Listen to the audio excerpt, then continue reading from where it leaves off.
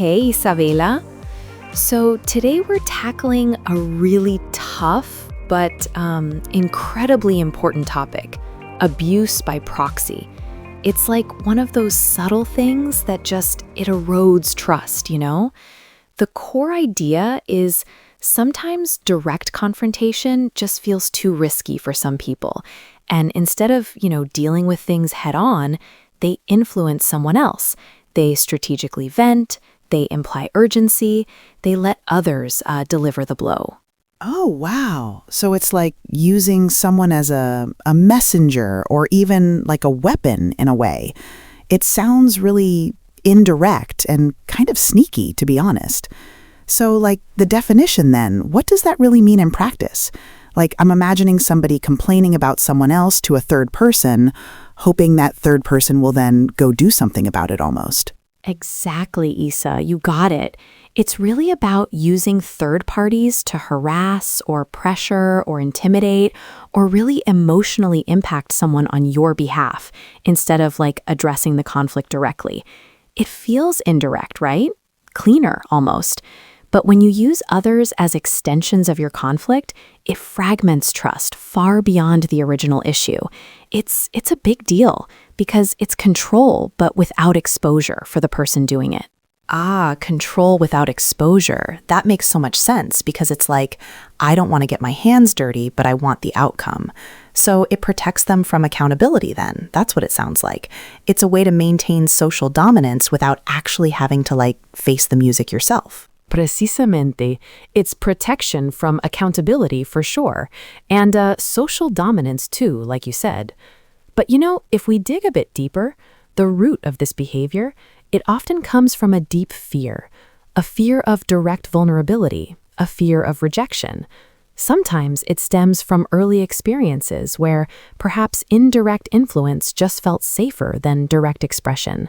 Like maybe they learned early on that being direct led to negative consequences, so they adapted this method. That's so interesting, Sophia. So it's not necessarily purely malicious intent all the time, but it could come from a place of past hurt or fear, Because it does sound powerful in a way for the person doing it. What makes it feel powerful, besides the no accountability thing, I mean?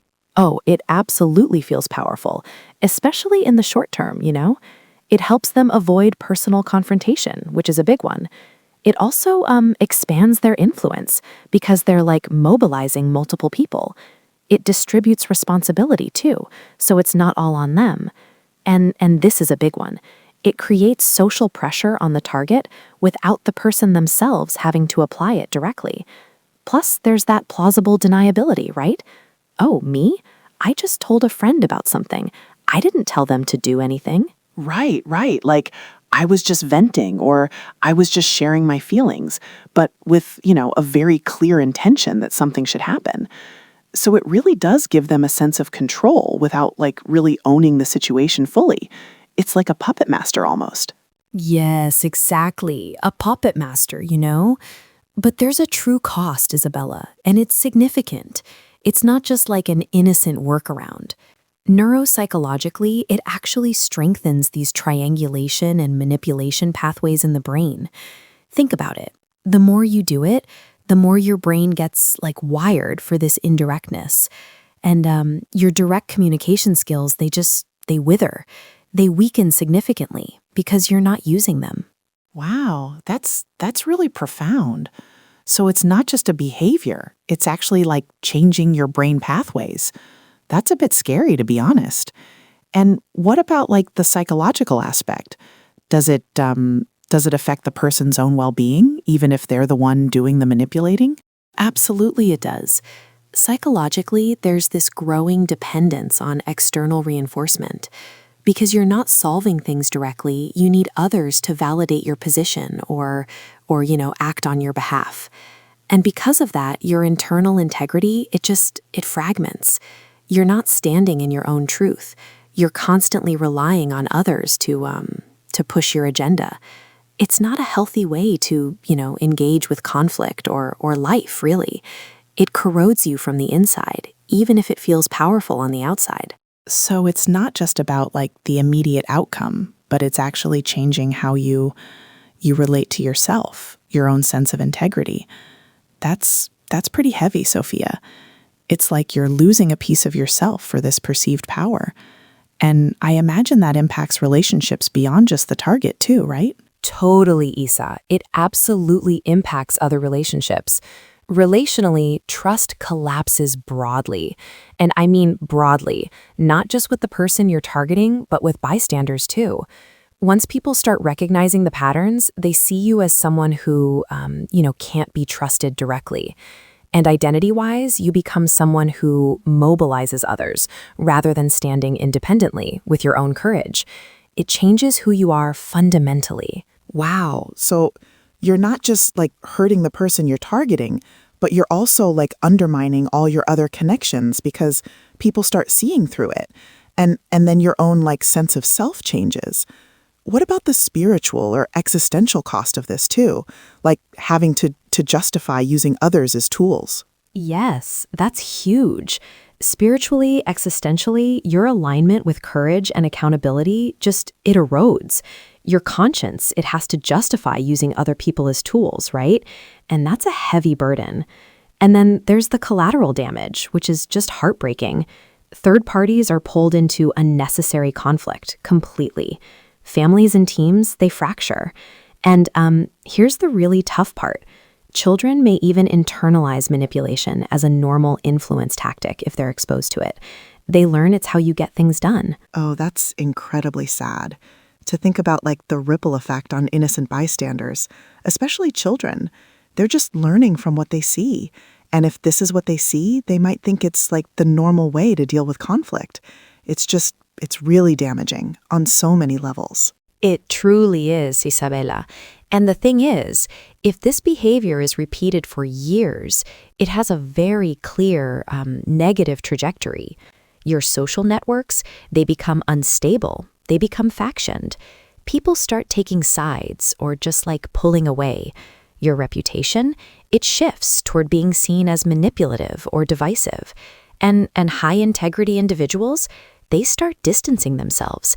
They just don't want to be caught in that web, you know? Yeah, I can definitely see that. People who value directness and honesty would just like politely exit the situation. And then what happens to the person doing the manipulating?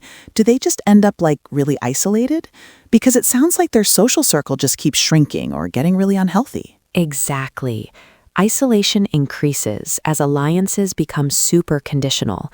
People are only with you if you're serving their purpose, or like if they feel they have to be. And your tolerance for direct conflict, it decreases even further because you've been avoiding it for so long. Anxiety also grows because more and more people become entangled, and you're trying to keep all these plates spinning. Emotional maturity it stalls completely because you're avoiding direct repair. It's just this downward spiral where this becomes your conflict strategy, your social pattern, your relational ecosystem, and ultimately your identity. Wow. So it's not just a tactic, it becomes who you are if you keep doing it for like 5 to 10 years. That's a really, really sobering thought. Because it's like you think you're gaining something in the moment, but you're really losing yourself and everything around you in the long run. Okay, so the manipulation path. Heavy cost. But here's the hopeful part, Isa. If you interrupt that cycle now and commit to upgrading, your whole trajectory shifts. Direct communication skills strengthen, relationships stabilize through contained conflict, tackling issues head-on. Respect grows when you own your stuff, you know? Oh, that's such a relief. So you're not stuck. There's a way to turn things around, build better relationships and a stronger self. What does that upgrade practically look like? Where do you start? It's straightforward. Address the person directly. If needed, seek neutral mediation, not just a biased friend. Your social circle gets healthier. Self-respect grows through accountability. Earned pride replaces indirect power plays. You identify with courage and responsibility, not covert control. Always ask, am I resolving this or expanding it? Wow, am I resolving this or expanding it? That's key. It brings it all back to personal responsibility and facing things head on. This has been a huge wake-up call, Sophia, about how subtle behaviors truly impact everything. Thanks for this. Wow, Isabela. That was a super deep dive into abuse by proxy, from its hidden costs to that powerful path toward directness. Seriously crucial stuff for leveling up our relationships, right? Totally, Sophia. And if this convo really hit home for you today, please like this episode, share it out, and subscribe so you don't miss any of our future talks. For even more inspiration, cool insights, and a supportive community, find Good Life Guide on Facebook, Instagram, TikTok, Pinterest, and YouTube. You can chill and watch on YouTube or just listen on Spotify and wherever you grab your podcasts. And hey, for all those extra resources and tools we talked about, swing by www.goodlifeguide.org. We're all about spreading positive awareness and are so grateful for our amazing community. Big thanks for being a part of it. Definitely. We truly appreciate you tuning in. We love hearing your comments, connecting with you on social media, and can't wait to catch you in our next episode.